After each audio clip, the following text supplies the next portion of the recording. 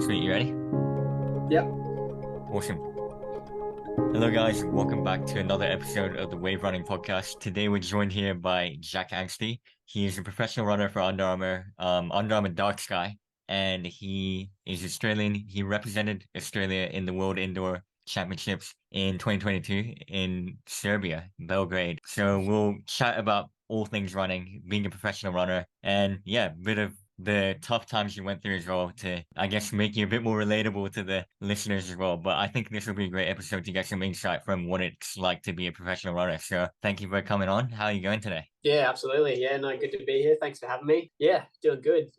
Just based in Belgium at the moment. Got some races over here. So, racing tomorrow night actually, in the No, which is in Belgium, a couple of hours away, I think. So, yeah, all going well. What distance are you racing tomorrow? 1500 tomorrow night. So, yeah, looks like a pretty good field. And yeah, weather's been pretty beautiful here last couple of weeks. So, yeah, hopefully, be a good one. Awesome. Let's start off with, what I always start off with. I want to know how you got into running in the first place. So give us a little brief summary of everything that's happened from when you started until now. Yeah. So I started pretty late. From Alice Springs in the Northern Territory, which is normally a bit of a shock to a lot of people. It's There's not much running to be done out that way. Unless you're running from something. But yeah, so I lived there probably until I was in grade nine or grade nine, I think it was. And then ended up moving to Queensland, to Toowoomba specifically. And then yeah, kind of finished off high school there. So it wasn't until I moved out of Alice Springs and moved to Queensland that I kind of started. Growing up, I played like cricket, big into cricket, soccer, touch footy, everything, everything that you can imagine. Gave it a crack, and so yeah, I guess like getting into running, it probably wasn't until like I just did some school stuff really, like just like I think I like stumbled my way to winning like the school cross country, and then actually she was a prac teacher, a good friend of mine. Her name's India. She was like doing a prac at my high school, and she was really, I ended up becoming quite good friends with her, but she was really into running, and she kind of seen me win the school cross country and like gave me this coach's phone number. Tom Bradbury was his name, and I kind of like shook it off at first because I was like, why would I want to all don't just want to play all these other sports. And then I think I went to like the next like zone, I think you call it, and I did pretty well there. And then she kind of came back again and said, hey, like you should really, I think that was what qualified me for like the state championship, I think. And then she came back again and said, hey, like I know you haven't, I gave you that guy's number, you should really start thinking about, you know, maybe getting in contact with him and like actually training. And so it was at that point that I kind of got in contact with Tom, and then him and he coached me pretty much all the way until I came to America. So had a great relationship with him, and yeah, that's kind of how I got into it. Yeah, it's pretty cool how you started at the age of 16, roughly, just because that's when I started running. But you've managed to start at 16, become a professional runner, which is a crazy progression. Like, you probably didn't expect to become a pro runner when you first started, I assume. No, I didn't even know that you could be a professional athlete in track and field. Like I just thought, like obviously like watch the Olympics and Commonwealth Games and stuff like that growing up, but like never thought that you could make a career out of it. But yeah, I think like in a lot of ways, like starting late helped me just because like when you play all those other sports, I think you just kind of become pretty well rounded from an early age, and like it helps with. I mean, there's no right or wrong way to do it, but I think you see like there's a trend with like kids that start really really young and are training really really hard at the age of like 12, 13 years of age, and like that's a hard thing to sustain over a long period of time. So anytime you hear about like kids that are playing touch footy, soccer, cricket, all these other things, like I think it helps just become a more well-rounded athlete. So I think it benefited me in a lot of ways starting late. Yeah, 100%. I played a bit of soccer and like all the other sports as well when I was younger. And I feel like I'm grateful for that just because I don't feel like I'm burning out mentally anytime soon from running because I still feel like I'm really new to the sport. So there's a whole kind Yeah, of lifetime ahead of me in the sport still, which is pretty awesome. yeah. Oh, it's a Um, grind. It's a grind. It's a hard thing to. I mean, I'm 26 and I'm like, I'm not thinking about like retiring or anything, but like I'm 26 and I'm like, oh god, how long can I keep like going for? And it's like you imagine starting, and I only started at 16, so it's only been 10 years. So you imagine, kids starting even younger than that. Yeah, for sure. Just out of curiosity, do you think there's like a peak age for the 1500 event, or is it really different for everyone? I think it's different for everyone. Like, yeah, I think it probably depends who you ask. Like, obviously, like Jakob is like even like I think he's probably 3 or 4 years younger than me, and obviously like he's the best in the world. But then I think you see people like I've certainly seen people that are 30 who are like running PBs and stuff like that. So I think like yeah, it's one of those ones where it probably just depends like where you're at in your career and like if you've had injuries and setbacks and stuff like that. I think a lot of any doing well in any event is just like if you can get a good run at it, stay injury free for long periods of time, like yeah, that's when you're going to see the best results. So I think the 1500 is one where yeah, it's a pretty wide range of age that you can peak at. All right, so tracking back a little, actually in high school, I think you did mention to me that you used to train with Pat Tierney's brother or something, right? Talk a bit about that. That's pretty cool. Yeah. So yeah, Jack Tiernan. Yeah, so he was the same age as me, or I think I might have been a year older, but we were in the same grade. Because I like obviously, like I said, being from the Alice Springs and the NT, like schooling age is a little bit different. So I think I was a year older, but we were in the same age, the same grade once I moved to Queensland. And yeah, when I started training with Tom, Jack was kind of the guy I kind of got thrown in with because we were the same grade and everything like that, and a few other fellas as well. But we kind of just hit it off pretty well, Jack and I, and yeah, there's always like a friendly rivalry there between him and I, and he was a guy who'd done it like a lot longer than I had, and he was someone who also played a lot of different sports like cricket. I know he played, and I think he was into his basketball as well. But it was good to have him because he taught me a lot. Like he'd been doing like if I when I started at 16, I had no idea like how to structure a week or anything like that. And Tom really helped me with that. But like to be able to like actually do the work with Jack and like him kind of like tug me along and show me the way was yeah, that was pretty handy to have. And yeah, still good mates with him now. We both went to different colleges but came over to the US at the same time. And yeah, just saw him a couple of months ago actually when I was home in Australia. And yeah, great guy, and very grateful to have him when I was coming through it. For sure. And quickly talk about Toowoomba as a place in Queensland, because I'm sure a lot of people don't know, where it is and what it's like. Yeah. So yeah, about an hour and a half out of Brisbane. Yeah, the reason we went to Toowoomba is I had a cousin that lived there, and that my mum was quite close with. And then my sister went to university out there, University of Southern Queensland, and so yeah, it just made sense to kind of move that way when we decided to make the move. And yeah, I love Toowoomba, mate. And my mum just moved. Actually, she's on the normally when I go home, I stay with her, and she lived in Toowoomba for a long time, but she just moved to the Sunshine Coast. So I'm not sure how many times I'll be visiting Toowoomba from now on, but yeah, it's a great place for running. Like it's a lot of good running spots, very hilly, but yeah, I just a good community, and I always love doing like the park run when I go home. Catching other people there, they're always really good to me, and pretty keen to see how I'm going. And yeah, love Toowoomba. Don't have I could see myself going back there one day for sure. Obviously, I'm sure you can run a faster 5K now, but just out of curiosity, what is your parkrun PB? Parkrun PB. I think I still hold the record. Well, there's two. There's two in Toowoomba now. Yeah. The Queens Park one is like the original one, and that's like one of my favorite. Like running around Queens Park in Toowoomba is like one of my favorite spots. It's quite hilly. It's got like a big.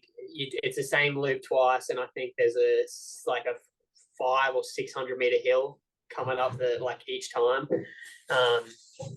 And I think I ran like I think I only ran 15:02 or something for the record there. And then the other one, which is quite new, it's only been open for about 2 or 3 years now. I think they call it South Tour, but it's pretty flat, 2.5K loop twice, and I think I've done like 14 something there maybe. It's been probably I did it when it first opened like 3 years ago, so I might have to go back there next time I'm home. Huh. Yeah, for sure. And talk a bit about the process you have to go through to talk to coaches in the NCAA and then get recruited, or did they hit you up after seeing some of your good races? Yeah, a bit of both. I feel like that was kind of just like there was a few there was obviously like a lot of people that had gone to the US at that point. So we're talking like 2015, 2016. A lot of Aussies that had gone over to the college system, but I feel like that was kind of the beginning of like that was like the thing to do. Like a lot of people really wanted to head over at that point, but it wasn't as popular then. So like I really didn't know what I was doing. So I would send a couple of emails off to colleges that college coaches that I like wanted to maybe think about going to. But then also, um, I did a year of university in Australia before I went over to the US. I was because I was kind of still on the fence when I graduated, and I was like I said, I was only 16 when I started, so like that would have been only been a couple of years after graduating, starting running to move to the US. So I thought I'll do a year of uni in Australia and see how it go, and then yeah, I think I did pretty well that year. I got a couple of national medals. I think nationals was in Perth that year, and that was over 800 meters. I think I got a bronze medal and ran pretty close to like the world junior qualifying times. And that was when coaches started reaching out to me. And then yeah, it was a bit of both really. Just kind of I would send off emails and chat to coaches, and then yeah, towards the end in that kind of gap year, I guess you could call it, they a lot started reaching out to me, and it's a stressful process for sure. Like you're moving countries and moving away from home and everything that you know. So yeah, I wouldn't want to go through it again, but I'm pretty confident I made the right decision in the end. So yeah. Yeah, for sure. And I can't wait to for you to tell the listeners about how you became a pro as well, because that's such an interesting story. But before we Yeah. get onto that, I just want to know, or maybe the viewers might be curious, like what sort of times you're running at the end of your high school to become like a college runner in the NCAA. Yeah, so I think I was primarily running like the 800 back then because yeah, like I only really got into the 15 when I came over to the States. But I think for 1500 I ran like 347 or 348, which again doesn't sound like much now, and I know it doesn't seem like that long ago, but like yeah, the world junior qualifier was, I remember, 348 flat.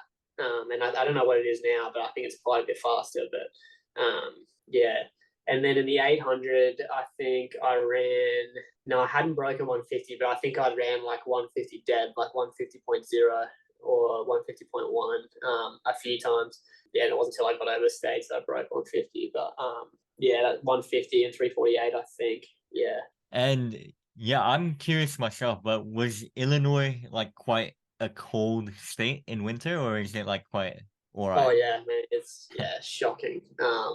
Yeah, yeah, I still go back there like quite a bit now. My girlfriend lives there, and yeah, I spend quite a bit of time in Illinois. But yeah, even now, like it's still gets me. Like it's just when I first moved over, like so I went over in the middle of the year US time, but at the start of the year in Australia. So their school years are back to front. But so I went over in January, but came from December in Australia, which is obviously scorching hot, middle of summer, and then went to yeah, Illinois in January, which was, I'd never seen snow before.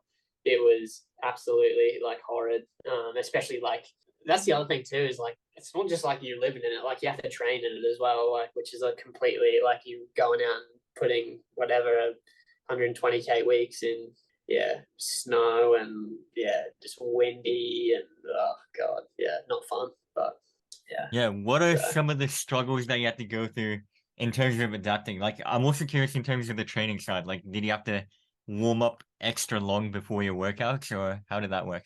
yeah, well, obviously we don't have an indoor season in Australia, so like never running on like an indoor track before, which doesn't seem like it would be that big of a deal, but like the air in like an indoor facility is completely different. It's so dry and so like yeah, it's just so dry, and like it's, you finish a race or you finish a session and like you literally like you can just feel how like scratchy your throat is and stuff like that. Whereas like if you're outside, obviously there's fresh air and stuff like that, so it's not something you have to deal with. So like running indoor was a like coming over, and you're that's when they run their indoor season, is in like the winter months, and so that was a huge adjustment.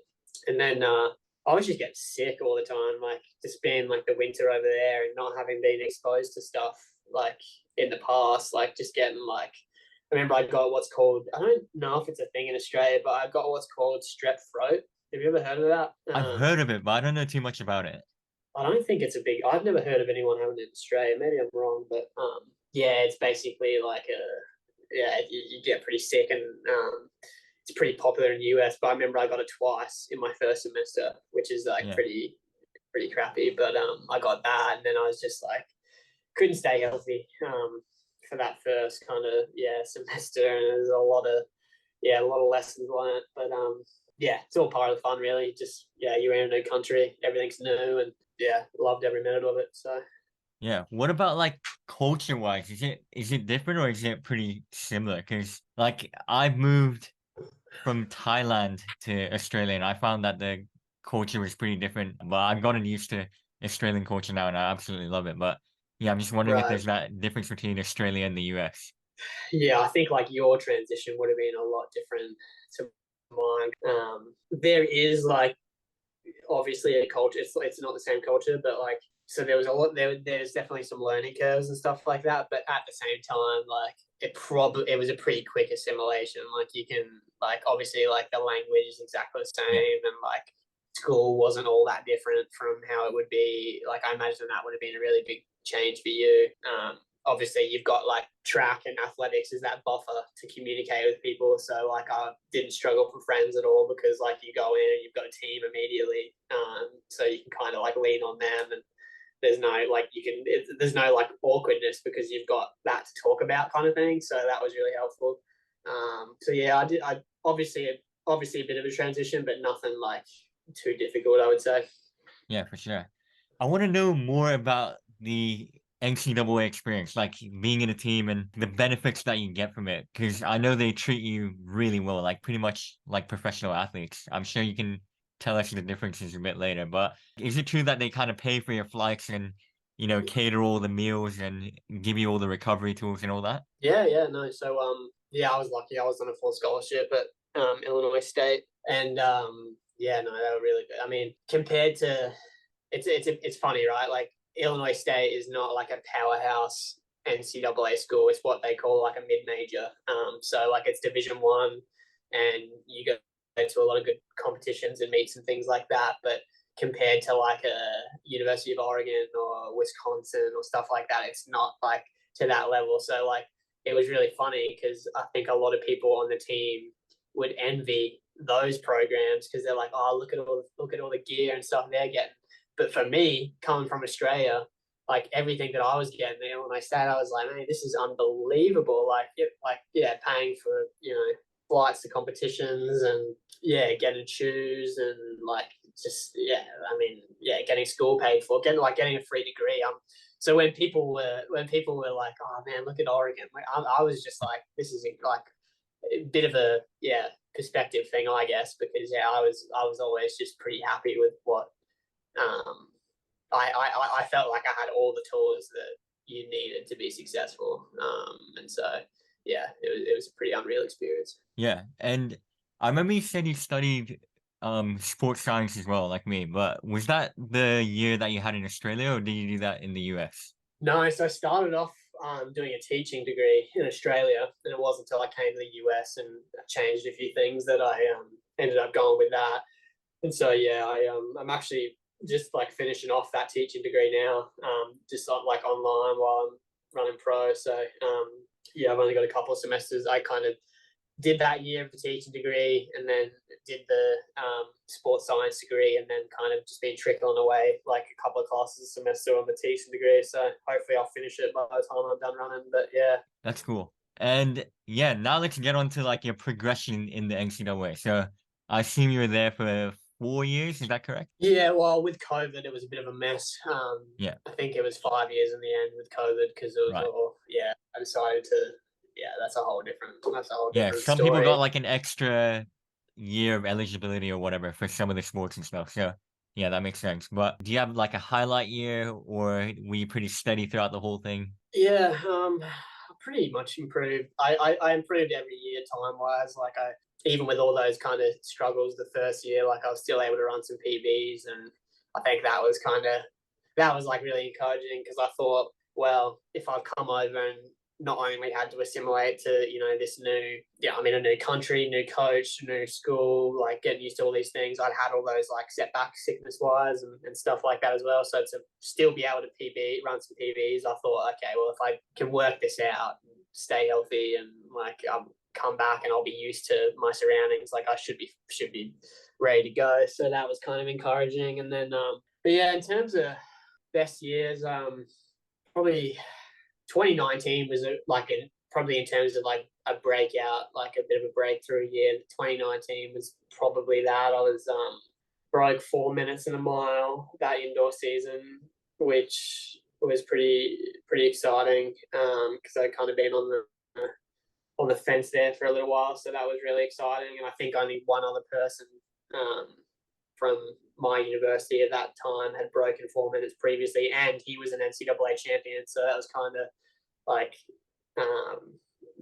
like a big deal. And then that outdoor season, got my first All-American finish in the 1500, and that was like looking back now to who was in that field, like Ollie Hoare, Yared Naguse. I'm trying to think about people who had finished in front of me. So I was seventh. So I think it was Yared Naguse won. Ollie was second. Or no, I think he was like third. Will Paulson, who was a Commonwealth Games finalist last year, he's ran like 3:32. My roommate on Underarmour Ducks guy, Casey, he beat me by one spot.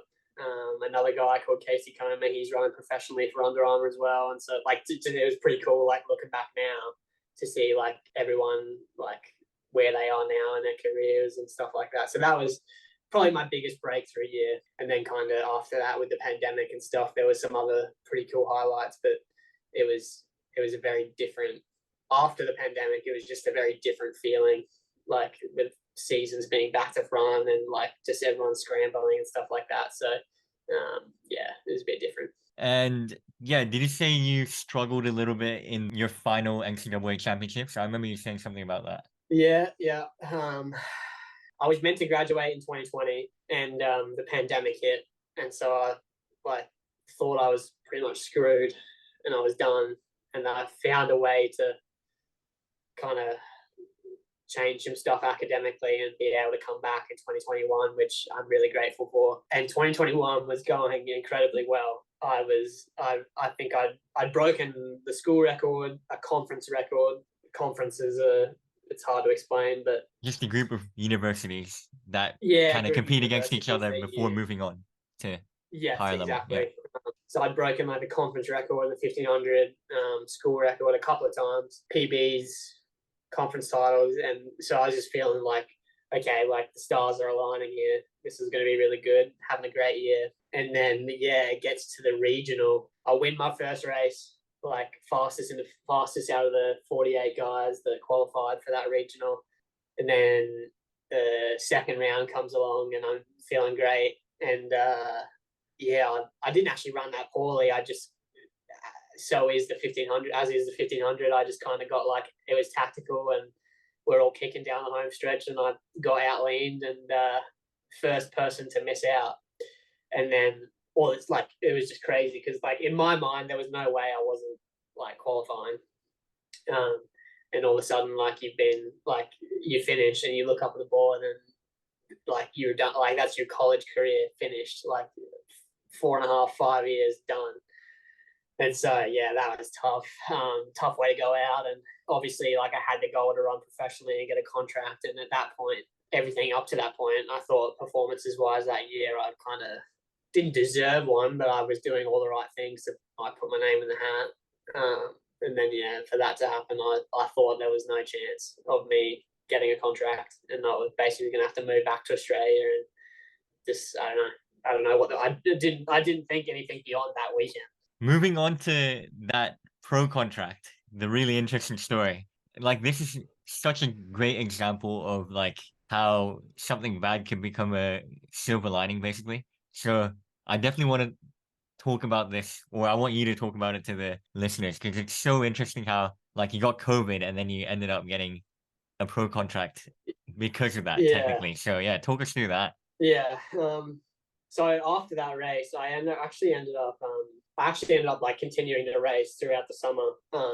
Had some decent results, but again, nothing kind of like incredible enough to warrant anything else. And so, kind of the summer in the US was wrapping up, and my visa was running out actually. And so basically, it was still the pandemic. Like stuff was starting to open up, but flying internationally at this point in time was an absolute nightmare. So basically, what happened was I was kind of like backed into a corner to where like I didn't really have a choice. My visa was up, and I kind of had to basically move back to Australia, which my family was super supportive. Like they obviously wanted me to come home, but they wanted me to do what I wanted to do. But they were like, "Yeah, come home, like get on your feet." And so, yeah, I decided to come home. But I think they knew that I really didn't want to come back, and I kind of had some unfinished business. And so, I ended up booking a ticket. But at that time, I can't remember the exact numbers, but they had caps coming into Australia each week because of COVID. So that was when you had to do the 2 week quarantine. And I believe, I could be wrong, but I believe it was like 300 people a week is all that they were letting into Australia. So with that, you can imagine how expensive a plane ticket's going to be if they're only letting. I ended up being an outrageous amount of money. But yeah, bit the bullet, bought the ticket, and then yeah, so I had my ticket home, and I ended up going out with my college friends like one last time, just a bit of a celebratory goodbye kind of thing. And I wake up the next morning after going out, and my friend texted me and he said, "Oh, I'm not feeling too good." And I'm like, "Yeah, you probably hungover, mate." And and then the next day he texted me. He said, "Oh, I've just tested positive for COVID." And I'd spent a lot of time with this person, a lot of time around him. And so, sure enough, I went and got my COVID test, and it came back positive. But the flight was only 3 days later. So I just tested positive for COVID. There's absolutely no chance I'm going to be able to get on this flight, and I've paid all this money. So I ended up having to rebook the flight, but because of those caps of the 300 people coming into the country, I had the flight was about 8 or 9 weeks later. So I had to stay in the US another 2 months, which is fine. Obviously I was happy to stay and just hang out, but yeah, so I get back to training and getting back to workouts and stuff like that because I planned to compete once I got home back to Australia. And yeah, 6 or 7 weeks goes by, and my now manager and coach Stephen Haas just out of the blue just sends me a message, and he's like, "Hey, like, do you want to jump on the phone, like, chat about something?" So obviously, yeah, like I get on the phone. He's like, "Oh, look, like we think we've got an opportunity out here in Flagstaff. Like, do you want to come out and visit?" And so, like, literally 2 days later, he booked me a ticket to fly out to Arizona, meet the team. Like, it was just an unrealistic. Like, I got in, and he's like, "Oh, you're gonna have to share a room at my." He's got a really nice place, but Hmm. you're gonna have to share a room with someone. I'm like, "Oh, okay." He's like, "Yeah, someone's here training at the moment," and it was Matt Centrowitz. And so I'm like sharing upstairs, and I'm just like literally like a week ago, like I just didn't know what the future was going to hold. And yeah, he showed me around Flag and talked about the potential of me coming out there. And then I went back to Illinois, and yeah, we just like sorted out the details. And then I think a couple more weeks had went by, and I was like out living in Flag, like on the team, like signed my contract, and then like wasn't coming home anymore. So yeah, I feel like you hear a lot of negative stories and outcomes of COVID, but that was one where I definitely got lucky. And it's funny too, because like a lot of people probably think like, "Oh, well, he would have got in contact with you if you're in Australia," and like that's probably true. But at the same time, like he could have sent me that text message, and I'm not going to have my US number, so I'm not going to get it. And if I don't reply within a couple of days, he's probably just going to go on to the next guy who, like, like a lot of talented guys out there. Like, I was nothing special. He obviously took a bit of a bet on me. And so, like, yeah, I like to think that if I didn't get COVID, it probably wouldn't have worked out the way it has. So, very lucky in the end. Yeah, that's super awesome. Is the friend that you went out with, is he a runner as well or no?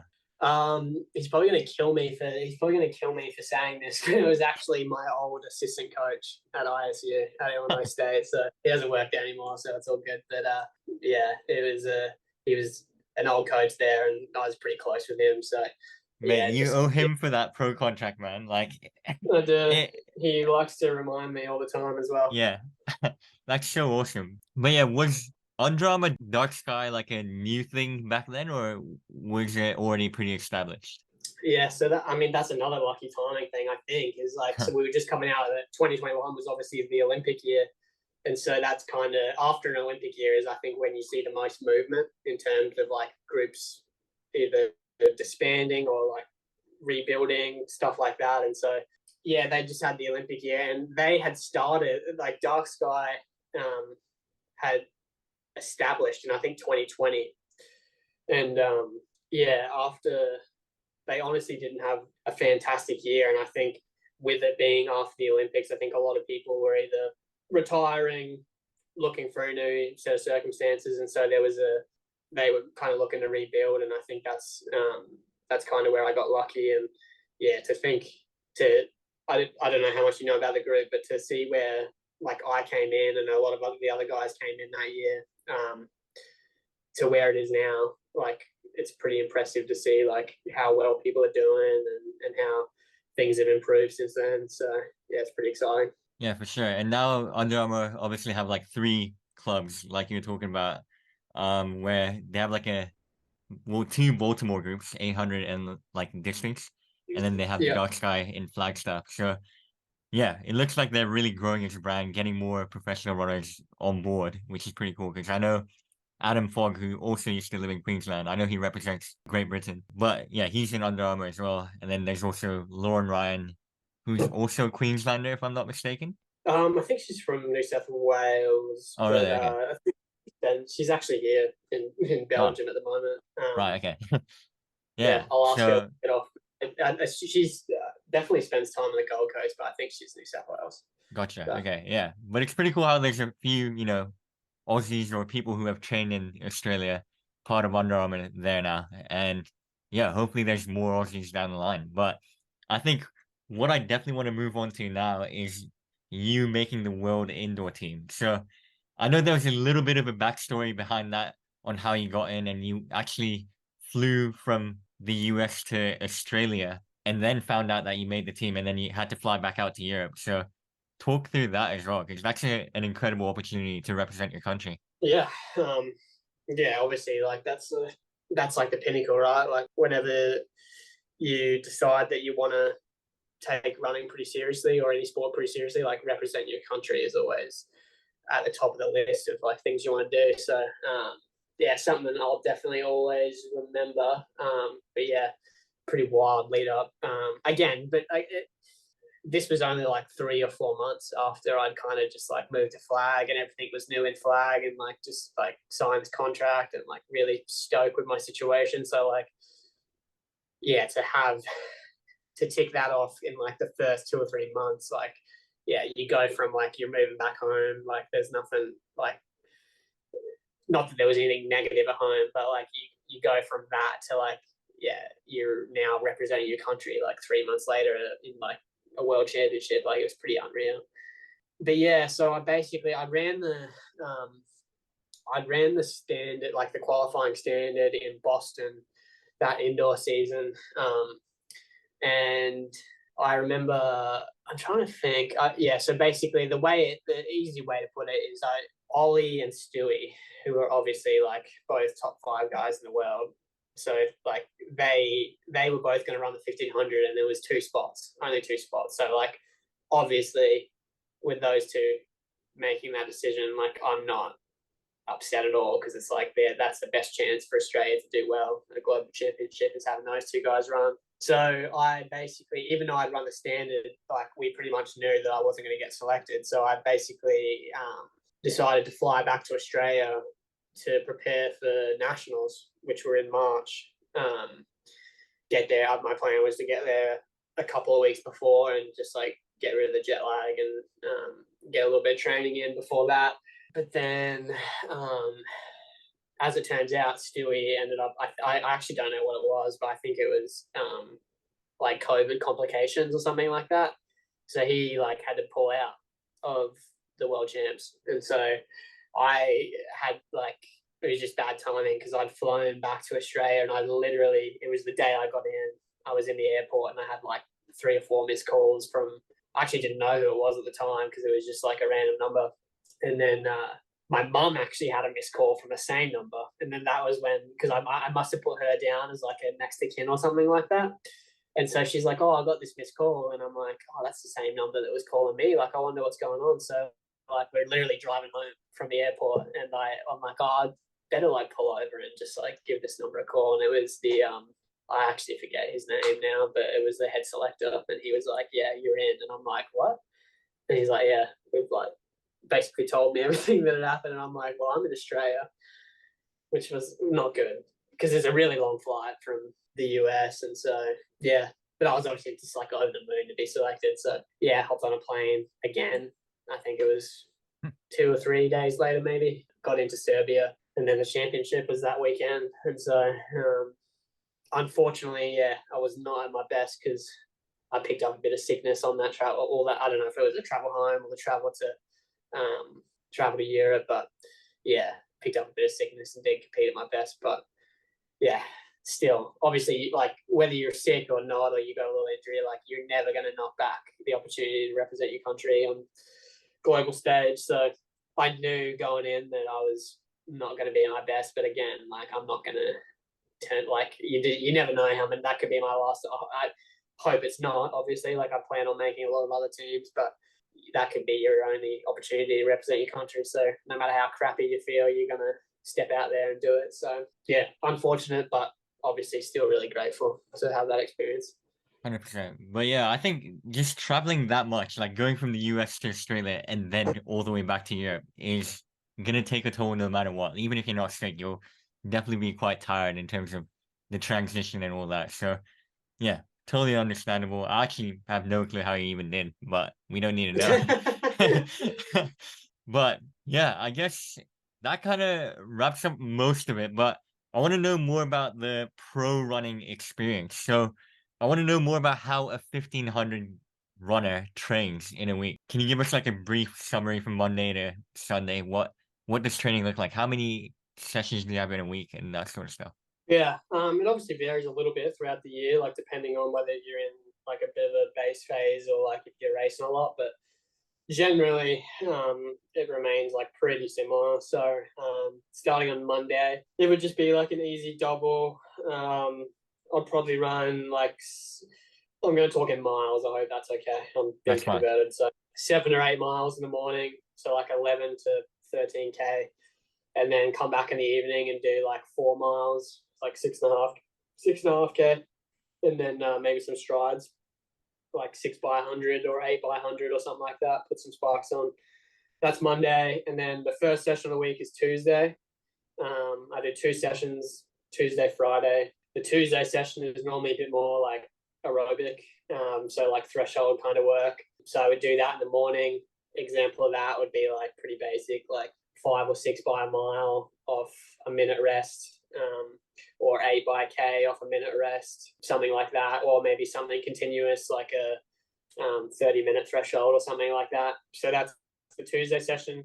Come back in the afternoon and do like another like 3 or 4 mile double. Wednesday is like recovery, but a bit of a longer one. So like I normally run like a 10 mile easy run, like 16k, and then that's all I would do. I might do some gym that day as well in the afternoon, just like some core and like something pretty light. Thursday is pretty much the exact same as Monday. Like yeah, 7 or 8 miles in the morning, 4 in the afternoon, with some strides, and then Friday typically again depends on the time of year, but it's something a little bit more race specific. So I might get on the track and do like some race pace, like some 1500 meter specific work. I'm trying to think of like an example of that I've done recently. I think like last week I did like 3 sets of it was 12 by 400, but in 3 sets of 4. And then you're basically just running like golf 1500 meter pace off of, I think 75 seconds rest is what I did last week. So I was running like 58s. And then like that's an example of like a race pace specific workout. And then Saturday is like my easiest day of the week. I normally just do one run, like pretty short, 4 or 5 miles recovery day, and then long run on Sunday. Like depends on that kind of like changes throughout the year. Like right now, because I'm racing a lot, it's probably like I'm doing 13 miles, which is like 21K. But then when I'm in like base, I normally do like 15 or 16. So it's getting up towards like 26K, 25K. But yeah, that's normally how I structure it. But yeah. Yeah, what about like weekly mileage throughout the year? How does that fluctuate? Yeah, that fluctuates. Like right now, I'm not doing like what I would do kind of in like the winter months or like the spring even. So I normally would shoot for about, again, I'm not huge on mileage. Like I keep track of it, but it's not like the number one thing for me. But I would probably say in like base, I'm running like 80 to 85 miles a week, which is how many kilometers is that? I think it's about 130 kilometers I roughly. think that sounds about 130. right. Yeah. Yeah. And then like right now, I'm probably running like between 60 and 65 because I'm racing every week. So like Yeah, like coming 100, into a race, like 105. Okay. probably. So you're running like 30K less a week. But like today is a pre-race. Like I'm racing tomorrow night, so I'm only literally doing like a 30-minute jog and some strides and stuff like that. So mileage isn't as high right now, but yeah, that's kind of how it goes throughout the year. Yeah, and during racing season, a 1500 runner typically, races a lot and kind of uses it to get into shape as well. Whereas like marathoners would only do, one or two a year. So yeah, talk about what you think about 1500 and racing a lot. Like, does that actually help or do you prefer racing less? How does it work? I think it depends. For me, I like racing. Like I think I think my body responds pretty well to racing. Like it's always good stimulus.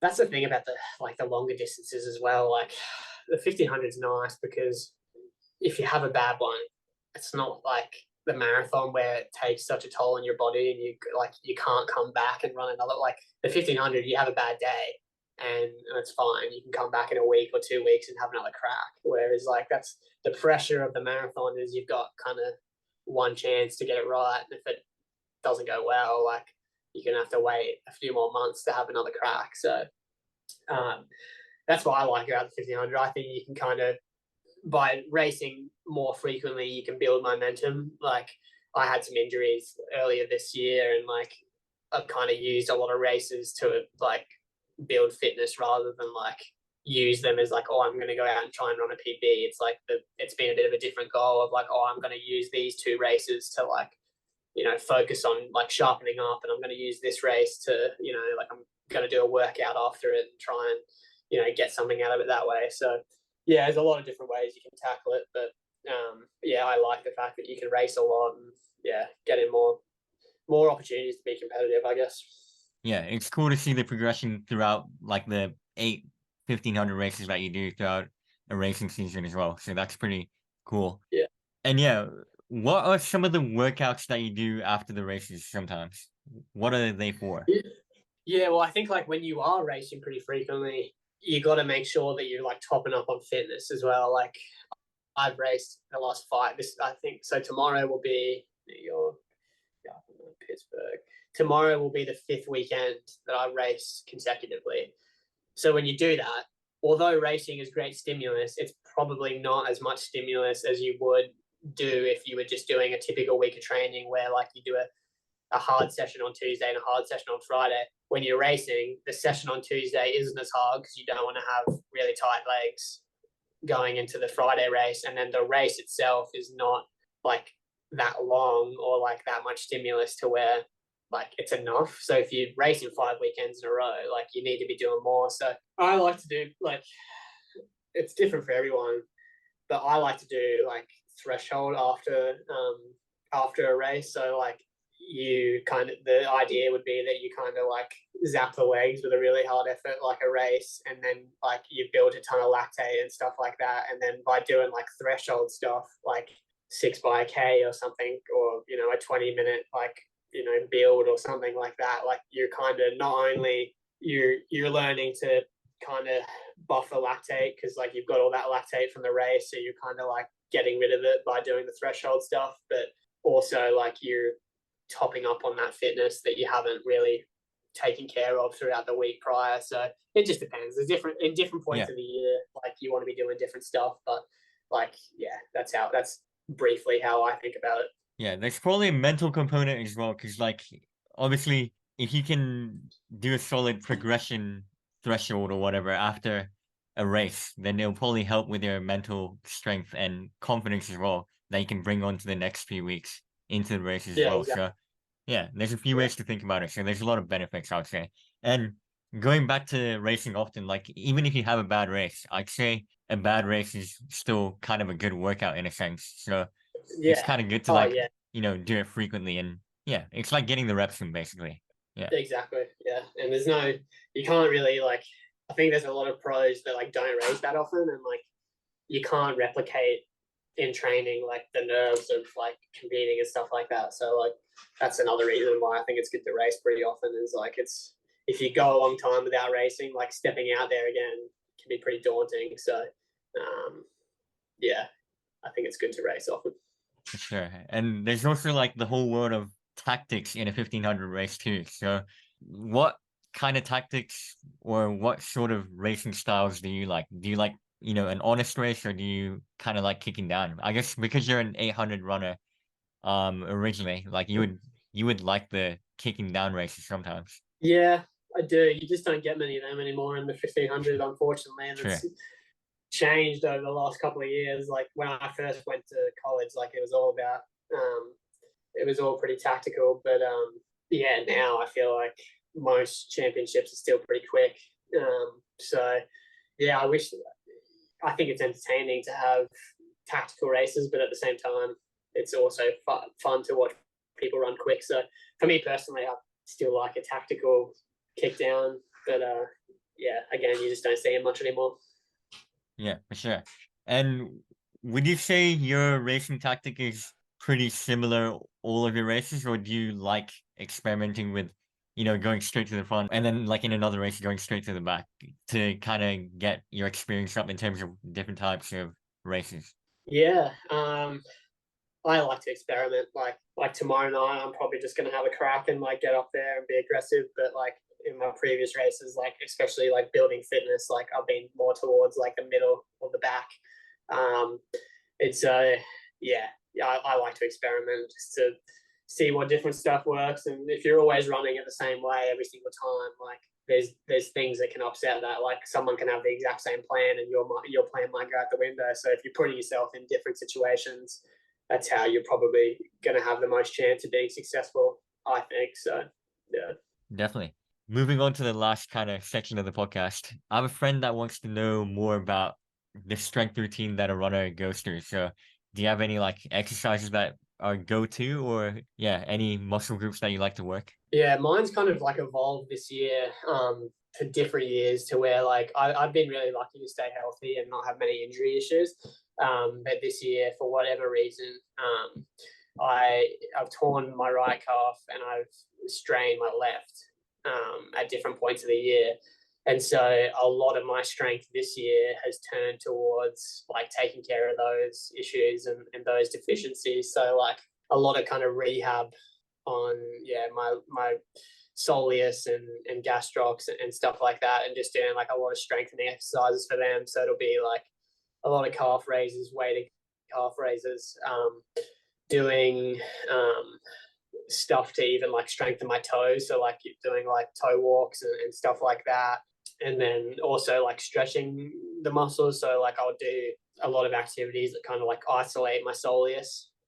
So I'm only using that, and then I'm like using weight to kind of strengthen those areas. Whereas before, I really wasn't. It was more like holistic. Like I was doing like a lot of like core exercises, a lot of stuff to like strengthen my hips, a lot of band work. But yeah, since I've had these kind of injuries, it's more or less been really focusing on those areas as opposed to holistically looking at everything, because that's been my biggest issue is I just haven't been able to stay as healthy this year as I have previously. So I've really been trying to take care of those calf muscles.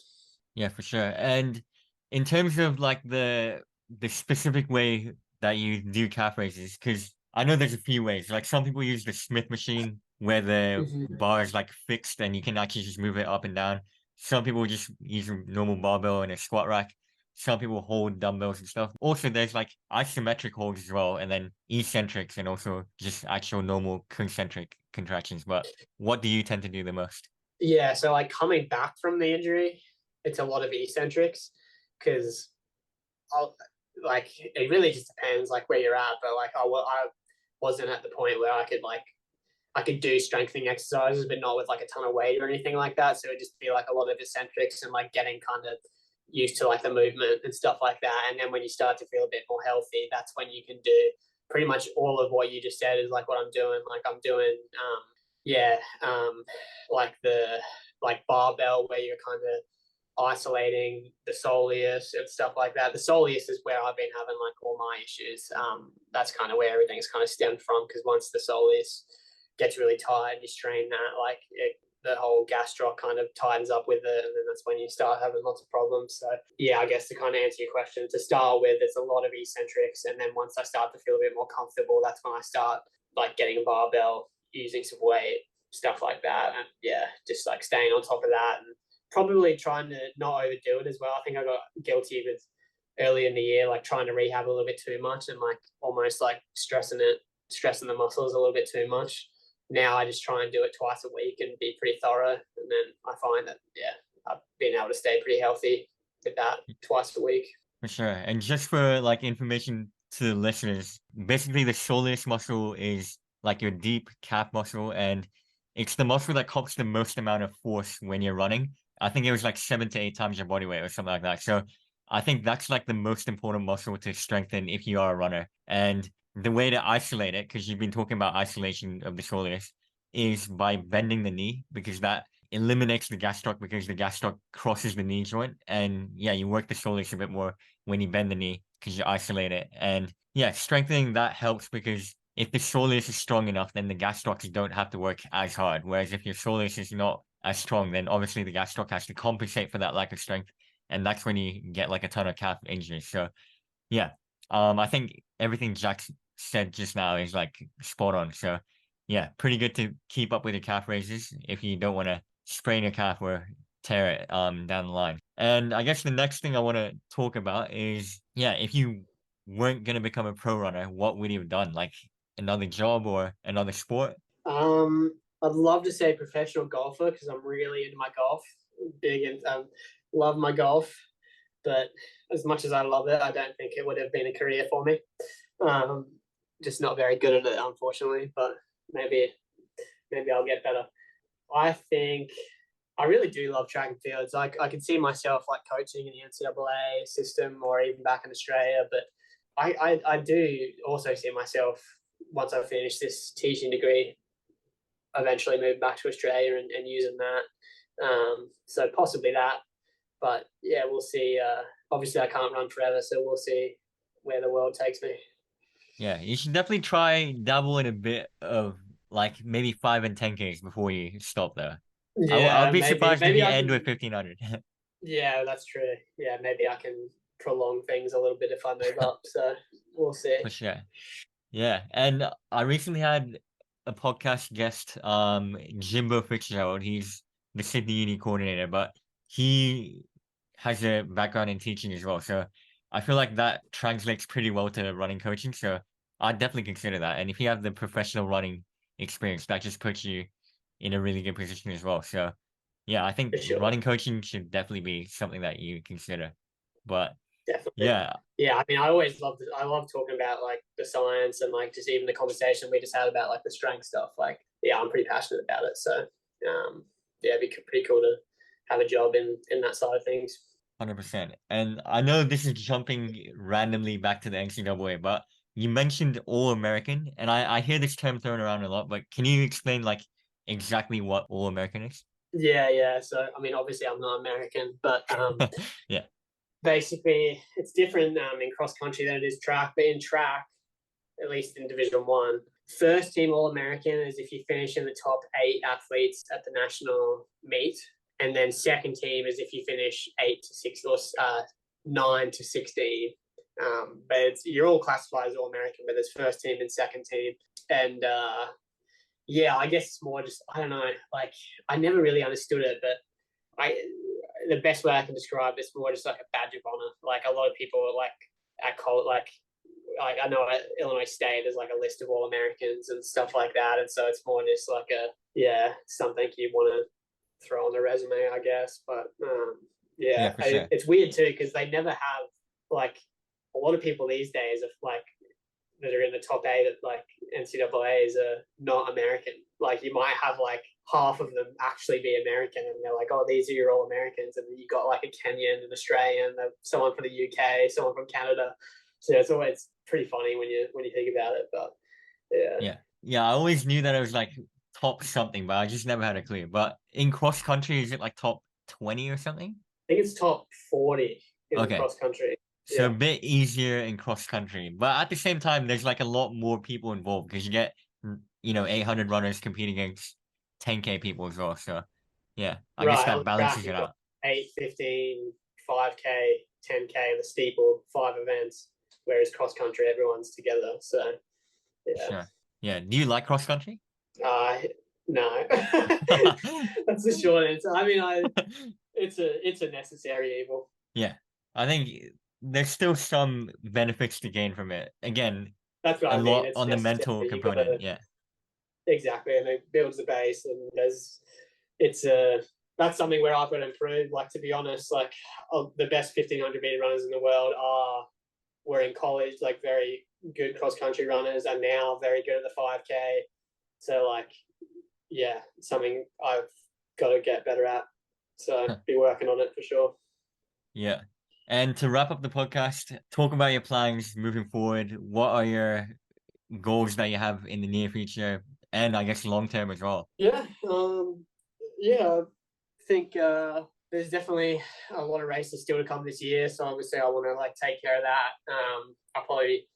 I've got like I think like 5 or 6 more races this year, so plenty of racing this summer. But yeah, obviously next year, Olympic year, it's going to be a big year for everyone. I've still got a lot of work to do, probably on the outside looking in at this point, but I know that I can compete at a really high level, so I'm really looking forward to next year and hopefully hopefully put my name in the hat. And yeah, I think it's years like that that you like are going to look back on at the end of your career and yeah, be fond of. So I'm really excited for next year. And yeah, beyond that, I don't really. It's all about that next year. So we'll see how we go. Yeah, for sure. You don't need to look too far ahead. It's nice to kind of focus on right now and the, short term future and just build on each Exactly, year, I guess. So yeah. for sure. Well, again, thanks for coming on the pod. And hopefully we'll have you on another time as well to talk about more science. Perfect, mate. Yeah, no, I appreciate it. Thanks for having me. No worries.